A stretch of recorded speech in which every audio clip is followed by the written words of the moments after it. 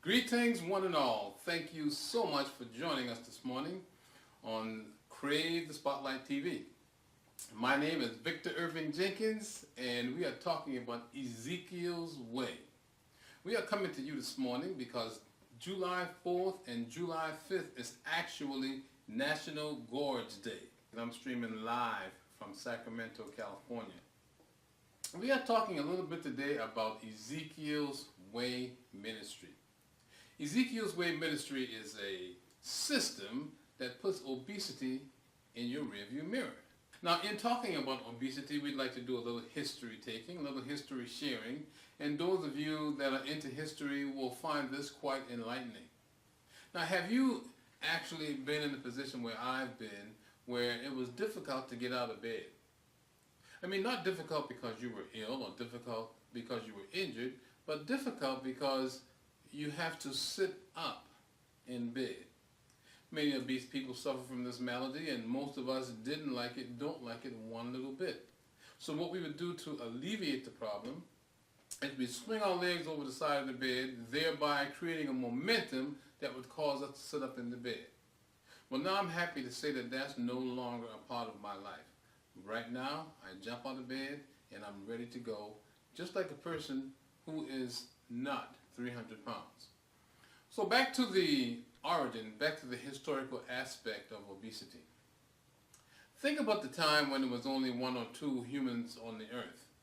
Now, for those of you that are creationists, certainly you're thinking about Adam and Eve.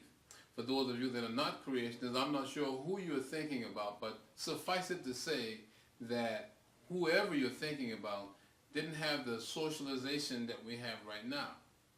As man went along, man pulled berries off the trees, or they ate roots, they ate vegetables, and that sustained them for the energy that they needed to do that to live their life.